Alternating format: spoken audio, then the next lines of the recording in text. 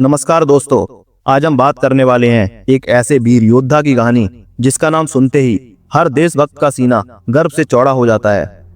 The man who challenge the British Empire in his own fearless style. Netaji Subhash Chandra Bose. Subhash Chandra Bose का जन्म 23 जनवरी 1897 को कटक उड़ीसा में हुआ था। He was the 9th child in a well educated and respected Bengali family. उनके पिता जानकीनाथ बोस एक प्रमुख वकील थे और मां प्रभावती देवी एक धार्मिक और संस्कारी महिला थी। बचपन से ही उनमें लीडरशिप और डिसिप्लिन के असर देखने को मिलते थे। वो अपने गुरु और बड़े बुजुर्गों की रेस्पेक्ट करते थे, लेकिन अन्याय के सामने कभी नहीं झुके। सुभाष बचपन से ही इंटेलिजेंट थे। स्कूल और कॉलेजेस में हमेशा टॉप करते थे। उन्होंने कैलकाटा प्रेसिडेंसी कॉलेज में पढ़ाई की, लेकिन ब्रिटिश प्रोफेसर्स का भारतीय स्टूडेंट्स के प्रति रूड बिहेवियर था। नेताजी ने उनके खिलाफ आवाज उठाई तो उन्हें कॉलेज से निकाल दिया गया। 1919 में सुभाष अपने पिता की इच्छा के अनुसार सिविल सर्विस की तैयारी के लिए इंग्लैंड गए।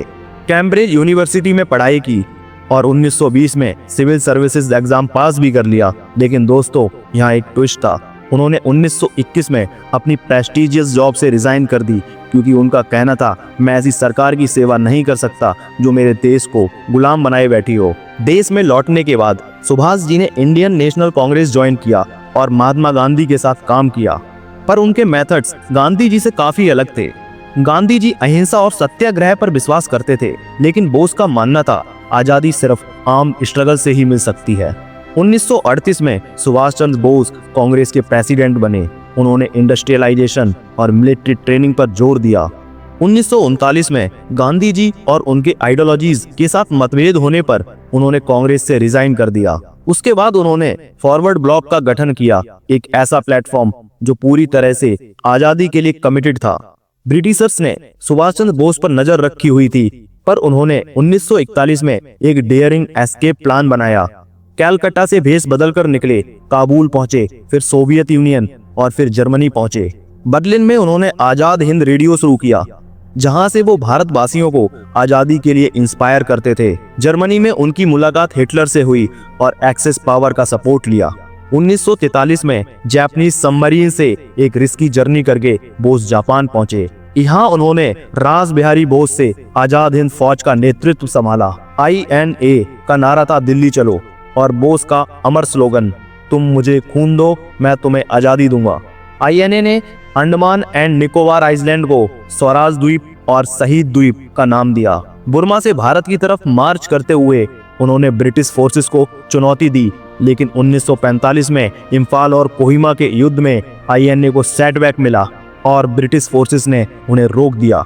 18 अगस्त 1945 ताइवान में एक प्लेन क्रैश हुआ, जिसमें नेताजी के शहीद होने की खबर मिली। लेकिन दोस्तों, उनकी मौत आज तक एक मिस्ट्री बनी हुई है। कुछ लोग कहते हैं वो रसिया में देखे गए, पर कुछ लोग कहते हैं वो छुपकर भारत में ही रहे। क्या वो सच में उस प्लेन क्रैश में शहीद हुए या फिर किसी गुप्त मिशन पर थे? इतिहासकार आज भी इस सवाल का जवाब ढूंढ रहे हैं। गवर्नमेंट कमीशन ने कई बार इस पर इन्वेस्टिगेशन किया, पर सच का आज तक पता नहीं चल पाया। सुभाष चंद्र बोस एक ऐसे नेता थे जिन्होंने दुनिया को साबित करके दिखाया कि भारत के सपने सिर्फ बातों से नहीं बल्कि एक्शन से पूरे होते हैं। उनकी कहानी हमें यह सिखाती है, अगर आपके इरादे मजबूत हैं तो दुनिया की कोई भी ताकत आपको रोक नहीं सकती। उनकी लीडरशिप ने देश में एक नई ऊर्जा भरी, जो आखिरकार 1947 की स्वतंत्रता का रास्ता बनी। आज भी उनका नाम लेते ही हमारे दिल में एक नई जोश की लहर दौड़ जाती है। नेताजी हमेशा अमर रहेंगे। दोस्तों, अगर आपको नेताजी की ये कहानी पसंद आई तो वीडियो को लाइक करें, शेयर करें और कमेंट में लिखें जय हिंद। मिलते हैं आपसे नेक्स्ट वीडियो में। टिल देन, भारत माता की जय।